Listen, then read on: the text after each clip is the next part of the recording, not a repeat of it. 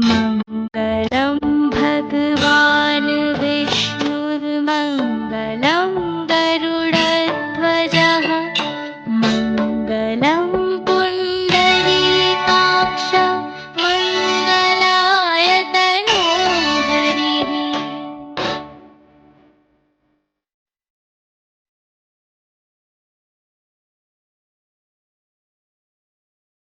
शान्ताकारं भुजगशयनं नारायण दर्शन दो दर्शन दो दर्शन दो। लक्ष्मीकान्तं कमलनयनं हे प्रिय दर्शन दर्शन दो दर्शन दो दर्शन दो। शान्तकारं भुजगशयनं हे नारायण दर्शन दो।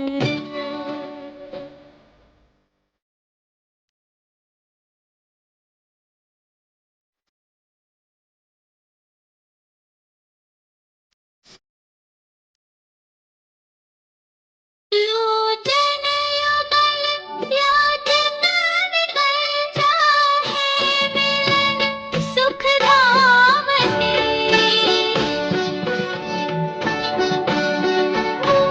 इस कल्प में होगा नरस कैसे कहा इस नाम से। ओम नमो नारायणाय धरो मैं ध्यान कृपा निधान। भगवन भगवन दर्शन दर्शन दो दर्शन दर्शन दो दर्शन दर्शन दो। शान्ताकारं भुजगशयनं हे नारायण दर्शन दो।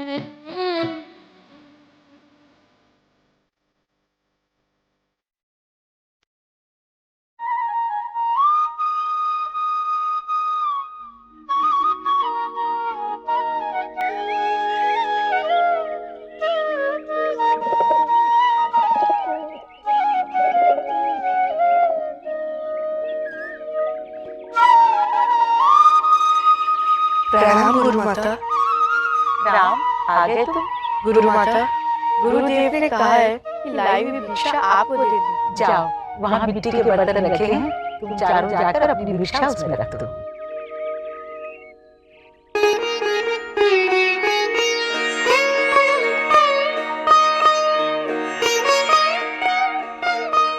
अब जाओ, तुम चारों जाकर थोड़ा विश्राम कर लो। विश्राम? नहीं गुरु माता, तुम्हें बहुत काम है। अच्छा, तनिक बताओ तो क्या क्या करना है तुम्हें? पशुओं को नहलाना है, उन्हें चराने के लिए वन में ले जाना है, वस्त्र धोने हैं, समिधा लाना है, धेनु का दूध निकालना है। वो कबूतरी है ना गुरु माता, उसके बच्चे अंडों से बाहर निकल गए हैं, उनका ध्यान रखना है।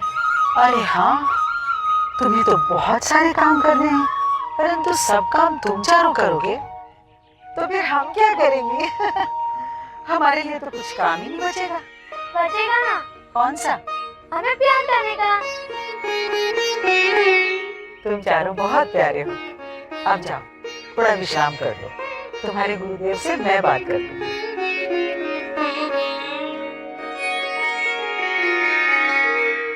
प्रणाम गुरुदेव। आयुष्मान भव।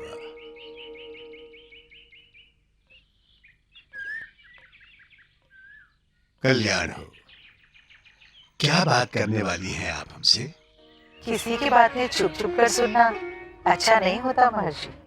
और शिष्यों को बहकाना भी उचित बात नहीं है देवी। वो अयोध्या के राजकुमार हैं, उन्हें यूं इस तरह काम करते हुए देखना अच्छा नहीं लगता मुझे। ये आप कैसे भूल गई देवी कि गुरुकुल में कोई राजकुमार नहीं होता, सब बराबर होते हैं, ना कोई ऊंच ना कोई नीच, सभी मेरे शिष्य हैं। फिर भी देवी,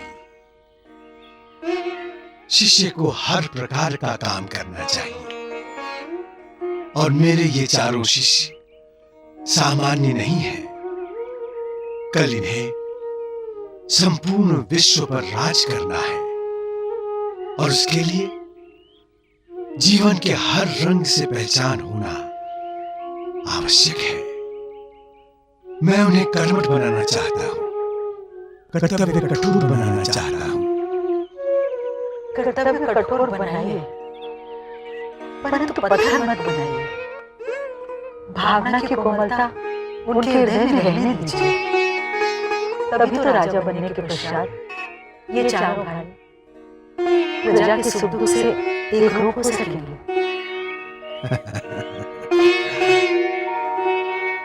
देवी, ये सब बातें आपने कहां से सीखी? आप ही तो मेरे पति भी हैं और गुरुदेव भी। देवी, राम, लक्ष्मण, भरत और शत्रुघ्न के दिलों में भावना की कोमलता को सदैव बनाए रखने के लिए मैं आपको नियुक्त करता हूं। ओम ओम।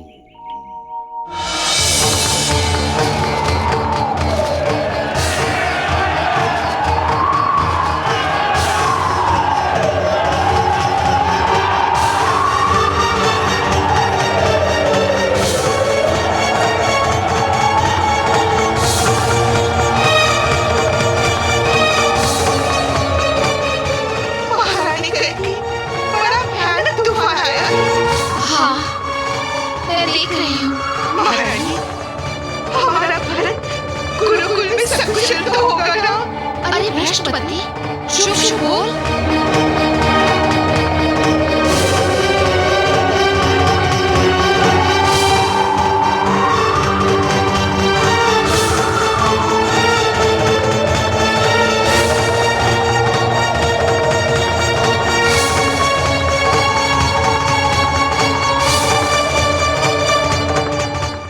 आप भूल गए हैं महाराज, आपके 4 बच्चे भी हैं और वो इस समय गुरुकुल में शिक्षा ले रहे हैं। गुरुकुल में कुटिया है महाराज, राजभवन नहीं है उनकी सुरक्षा के लिए। वहाँ वो कुश की शैया पर सोते हैं महाराज। ऐसे तूफान में कुश की शैया तो क्या कुछ भी नहीं रही होगी। हाहाकार मचा होगा। अब मुस्कुरा रहे हैं महाराज। क्या आपको अपने पुत्रों की तनिक भी चिंता नहीं है? नहीं,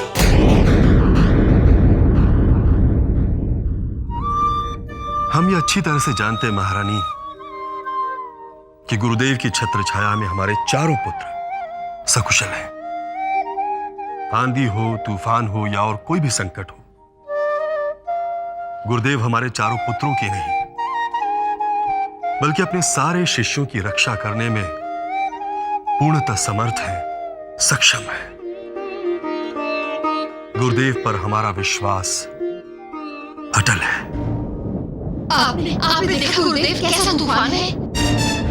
देख रहा। फिर भी आपने राम को यज्ञ के लिए संविदा लेने के लिए भेज दिया। देवी, आपने केवल राम के विषय में क्यों पूछा?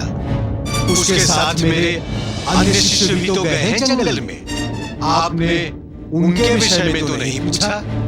पता नहीं क्यों मुझे सबसे अधिक राम की ही चिंता लगी रहती है। आप केवल राम की ही नहीं, सभी शिष्यों की गुरु माता है। और आप केवल गुरुदेव नहीं, माता पिता, रक्षक, ईश्वर सब कुछ है। उनकी रक्षा करना आपका धर्म है।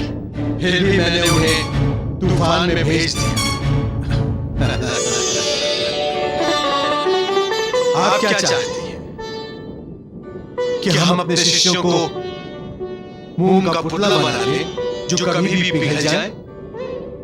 नहीं देवी, ऐसे कई तूफान आएंगे मेरे शिष्यों के जीवन में। यदि उस समय वो उन तूफानों का सामना नहीं कर पाए तो मेरे शिष्य जीवन का युद्ध हार जाएंगे।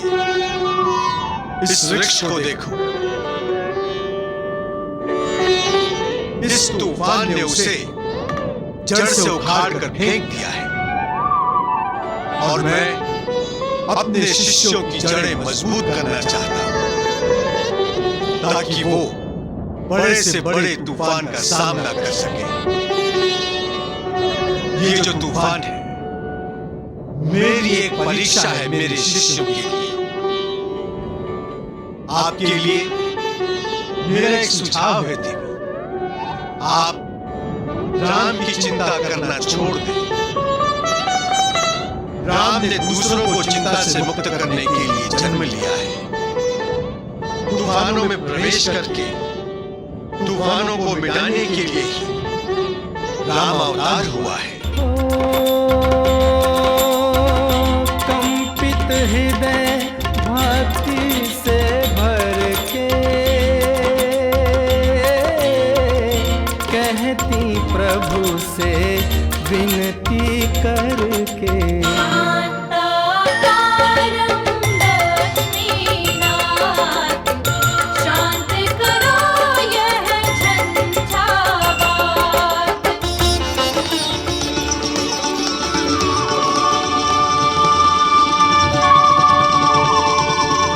दीदी, भगवान ने हमारी सुन ली, तूफान रुक गया। सुमित्रा, क्या कही? हमें शीघ्र ही गुरु वशिष्ठ के आश्रम में चलना चाहिए और वहां जाकर बच्चों से मिलना चाहिए। हाँ दीदी। इस तूफान में जिसकी जो भी क्षति हुई है उसकी भरपूर्ति करनी होगी। सुमंत। जी महाराज। सबसे पहले सैनिकों को प्रजा की रक्षा के लिए भेज दो और साथ ही रास्ते में गिरे सभी पेड़ों को उठाकर किनारे रखवा दो ताकि यातायात में कोई रुकावट न आए। प्रकृति के इस क्रोध के कारण कई लोग घायल भी हुए होंगे। उनकी देखभाल और चिकित्सा की व्यवस्था शीघ्र अतिशीघ्र होनी चाहिए। जो आज्ञा अयोध्या नरेश।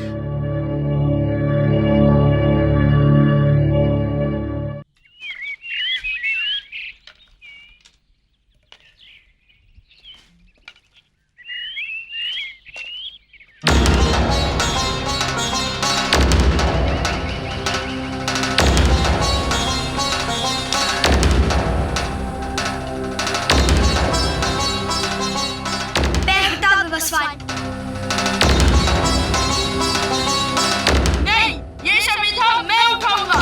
मैं तुम्हें संविधान नहीं उठाने दूंगा। मैंने इसे पहले देखा है। मैंने अपना पैर पहले रखा। ये मेरा है। लक्ष्मण। नहीं विवस्वान, वहीं रुक जाओ। राम, तुम अपने इस भैया को समझाओ। यदि ये मुझसे टकराए तो मैं क्या करोगे तुम? लक्ष्मण। भैया, ये जानबूझकर मुझसे लड़ रहा है। लक्ष्मण, गुरुदेव को संविधान की आवश्यकता है। वे हमारी प्रतीक्षा कर रहे होंगे। लेकिन भैया, विवस्वान ने अभी तक एक भी संविधान नहीं उठाई है। विवस्वान, अगर तुम संविधान लेकर नहीं जाओगे तो आश्रम में भोजन नहीं मिलेगा। कोई बात नहीं, लो ये संविधान तुम गुरुदेव को दे देना। मुझे तुम्हारी दया नहीं चाहिए। विवस्वान, अब अगर तुमने राम भैया का अपमान किया तो मैं तुम्हें पीटूंगा।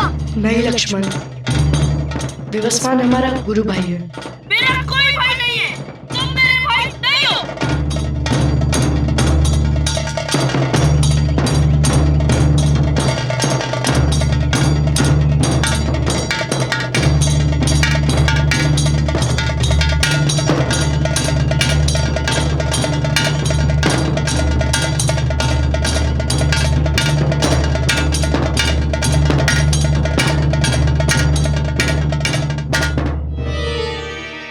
रुक जाओ विवस्वान।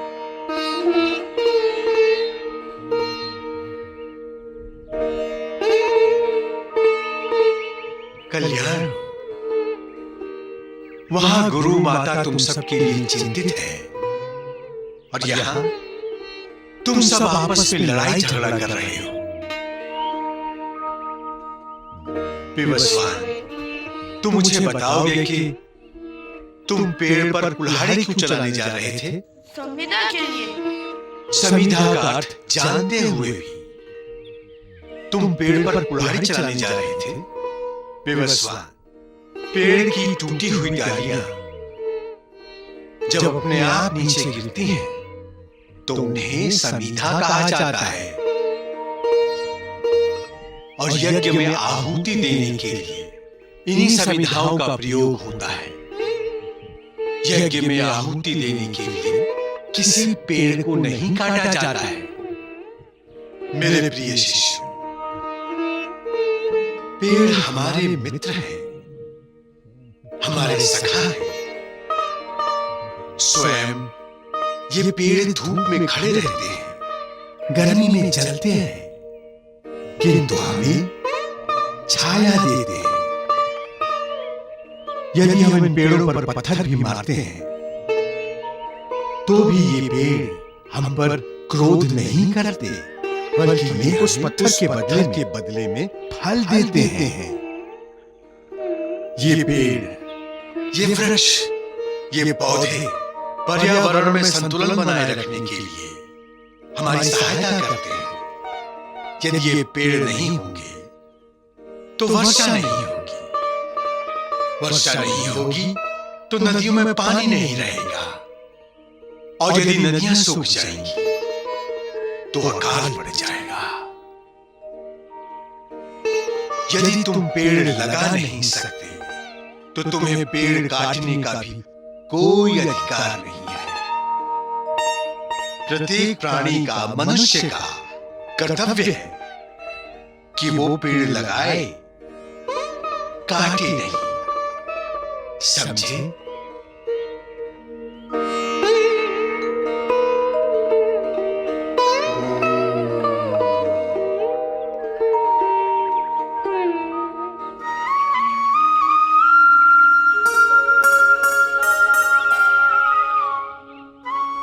आओ विवस्वान।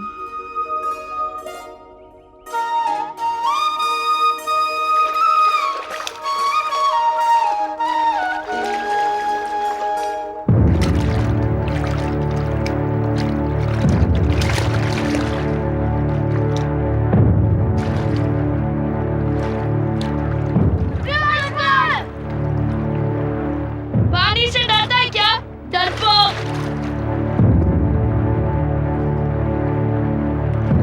बड़ा है राम भैया का छोटा भाई।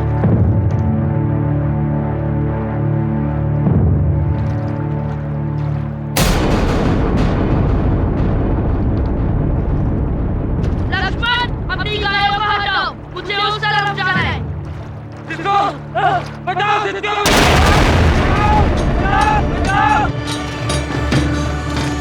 हमारे शस्त्र कहाँ हैं? हमें दर्शकों बात आप लगे। हमारे पास कुछ भी नहीं है बाल बच्चे लड़ने के लिए। हम खाली हाथ मगरमच्छ का मुकाबला कैसे करेंगे? आचार्य, मैं आ रहा हूँ। राम भैया, आप भी कर सकते हैं। मगरमच्छ के हाथों से कैसे मुकाबला करेंगे? लक्ष्मण, कहाँ जा रहे हो? राम भैया का साथ देने, शस्त्र भी देने। चलो, हम भी चलते हैं।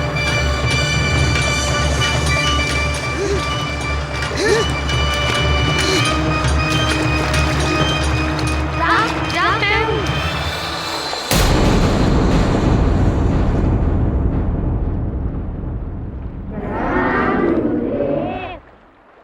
कल्याण राम, ये एक परीक्षा थी।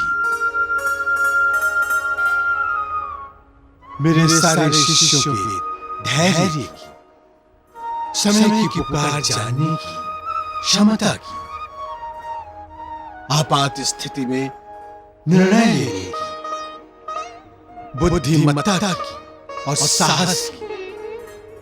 राम, आचार्य को बचाने की मेरे सारे शिष्य शस्त्र ढूंढ रहे थे, पर तुमने समय नष्ट नहीं किया। राम, तुमने झट से निर्णय लिया और भाग कर आए।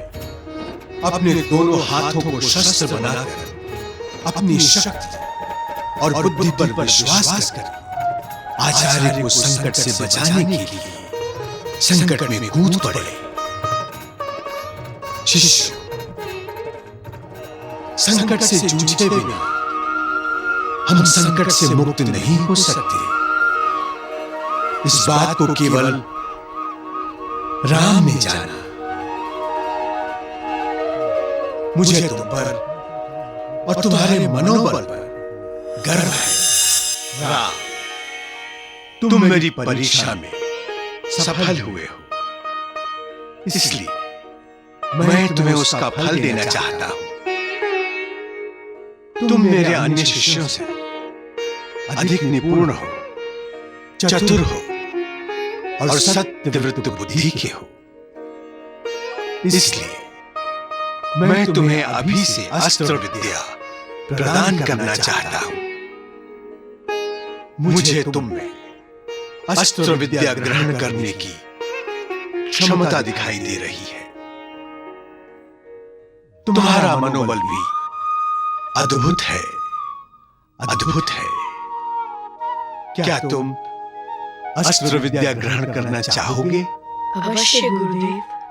राम, यदि तुम अस्त्र विद्या ग्रहण करना चाहते हो तो हमारे सम्मुख बैठो। जो आज्ञा गुरुदेव।